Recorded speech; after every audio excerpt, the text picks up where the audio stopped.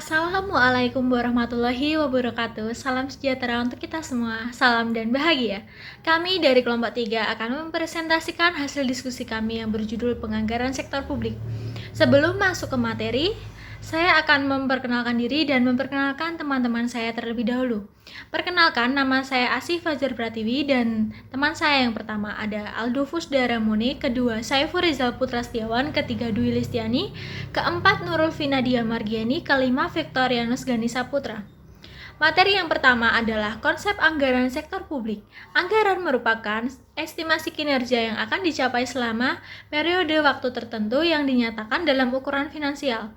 Sedangkan penganggaran adalah proses atau metode untuk mempersiapkan suatu anggaran. Penganggaran sektor publik terkait dengan proses penentuan jumlah alokasi dana untuk program dan aktivitas dalam satuan moneter. Proses penganggaran organisasi sektor publik dimulai ketika perumusan strategi dan perencanaan strategi telah selesai dilakukan. Aspek-aspek yang harus tercakup dalam anggaran sektor publik meliputi yang pertama, aspek perencanaan, kedua, aspek pengendalian, ketiga, aspek akuntabilitas publik. Kedua, pengertian anggaran sektor publik. Anggaran publik adalah rencana kegiatan dalam bentuk perolehan pendapatan dan belanja dalam satuan moneter. Secara singkat, dapat dinyatakan bahwa anggaran publik merupakan suatu rencana finansial yang menyatakan 1.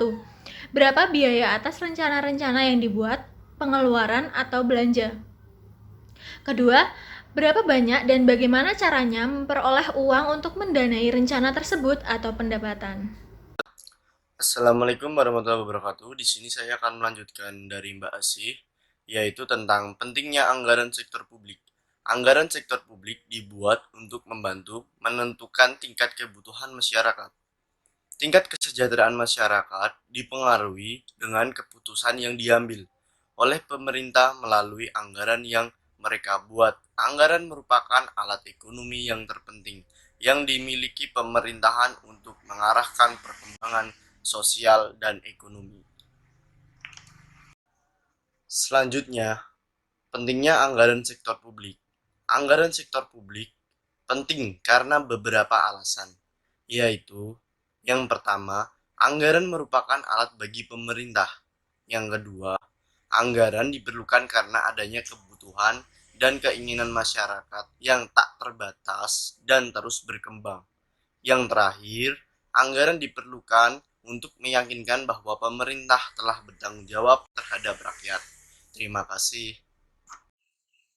Untuk yang selanjutnya, fungsi anggaran sektor publik. Anggaran sektor publik memiliki beberapa fungsi. Yang pertama, sebagai alat perencanaan. Anggaran sektor publik digunakan untuk merencanakan tindakan apa yang akan diambil oleh pemerintah, besarnya biaya yang dibutuhkan, dan berapa hasil yang diperoleh dari belanja pemerintah tersebut. Yang kedua, sebagai alat pengendalian. Anggaran sektor publik digunakan untuk menghindari adanya overspending, underspending, dan salah sasaran dalam pengalokasian dana di bidang lain yang bukan merupakan prioritas. Yang ketiga, sebagai alat kebijakan fiskal. Anggaran dapat digunakan sebagai alat menstabilkan ekonomi dan mendorong pertumbuhan ekonomi. Yang keempat, sebagai alat politik. Anggaran digunakan untuk memutuskan prioritas-prioritas dan kebutuhan keuangan terhadap prioritas tersebut. Yang kelima, sebagai alat koordinasi dan komunikasi. Anggaran sektor publik merupakan alat koordinasi antar bagian dalam pemerintah, serta berfungsi sebagai alat komunikasi antar unit kerja dalam lingkungan eksekutif. Yang keenam, sebagai alat penilaian kinerja. Kinerja eksekutif berdasarkan pencapaian target anggaran dan efisiensi anggaran. Kinerja manajer publik dinilai berdasarkan berapa yang berhasil ia capai dikaitkan dengan anggaran yang telah ditetapkan. Yang ketujuh, sebagai alat motivasi. Agar bekerja secara ekonomis, efektif, dan efisien dalam mencapai target dan tujuan organisasi yang telah ditetapkan. Yang kedelapan, sebagai alat penciptaan ruang publik. Masyarakat, lembaga swadaya masyarakat, perguruan tinggi, dan berbagai organisasi kemasyarakatan harus terlibat dalam proses penganggaran sektor publik. Selanjutnya, jenis-jenis anggaran sektor publik. Nah, jenis-jenis anggaran sektor publik itu dibagi menjadi dua. Yang pertama, anggaran operasional, digunakan untuk merencanakan kebutuhan sehari-hari dalam menjalankan pemerintah. Dan yang kedua, anggaran modal. Anggaran modal menunjukkan rencana jangka panjang dan pembelanjaan aktiva tetap. Prinsip-prinsip anggaran sektor publik. Nah, prinsip-prinsip anggaran sektor publik ini terbagi menjadi beberapa hal. Yang pertama, otorisasi oleh legislatif. Nah, maksudnya itu anggaran publik harus mendapatkan otorisasi dari legislatif terlebih dahulu sebelum eksekutif dapat membelanjakan anggaran tersebut. Yang kedua, komprehensif. Maksudnya, anggaran publik harus menunjukkan semua penerimaan dan pengeluaran pemerintah. Yang ketiga, keuntungan anggaran. Keuntungan anggaran ini semua penerimaan dan pembelanjaan pemerintah harus terhimpun dalam dana umum. Yang keempat, non-discretionary appropriation. Maksudnya, jumlah yang telah disetujui Dewan Pemerintah harus termanfaatkan secara ekonomis, efektif, dan efisien. Yang kelima, periodik. Anggaran publik merupakan suatu proses periodik, dapat bersifat tahunan maupun multitahunan. Yang keenam, akurat. Yang ketujuh, jelas. Dan yang kedelapan, diketahui publik. Selanjutnya, F. Proses penyusunan anggaran sektor publik.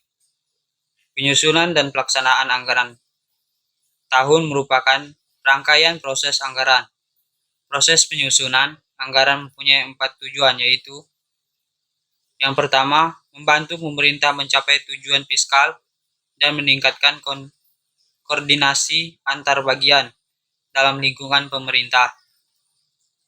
B. Membantu menciptakan efisiensi dan keadilan dalam menyediakan barang dan jasa publik melalui proses pemprioritasan. Yang ketiga, memungkinkan bagian pemerintah untuk memenuhi prioritasan belanja. Dan yang terakhir, meningkatkan transparansi dan pertanggungjawaban pemerintah kepada DPR atau DPRD dan masyarakat luas. Proses penyusunan anggaran sektor publik. Faktor dominan yang terdapat dalam proses penganggaran adalah yang pertama, tujuan dan target yang hendak dicapai. Yang kedua, ketersediaan sumber daya. Yang ketiga, waktu yang dibutuhkan untuk mencapai tujuan dan target. Selanjutnya, beberapa aspek yang terlibat dalam pengelolaan keuangan publik, yaitu aspek penganggaran, yang kedua aspek akuntansi, yang ketiga aspek pengendalian, dan yang terakhir aspek auditing. Di sini saya akan menjelaskan prinsip-prinsip pokok dalam siklus anggaran. Dalam siklus anggaran itu meliputi 4 tahap, yaitu tahap persiapan anggaran. Tahap persiapan ini dilakukan taksiran pengeluaran atas dasar taksiran pendapatan yang tersedia. Yang kedua, tahap ratifikasi. Tahap ini tahap yang melibatkan proses politik yang cukup rumit dan cukup berat. Yang ketiga, tahap implementasi. Tahap ini diperlukan untuk mendukung pelaksanaan anggaran. Yang keempat, tahap pelaporan dan evaluasi. Tahap ini adalah tahap yang tidak akan menemui banyak masalah. Sekian penjelasan dari kelompok kami. Apabila ada salah kata ataupun ucapan dari kami mohon maaf yang sebesar-besarnya. Wassalamualaikum warahmatullahi wabarakatuh. Salam.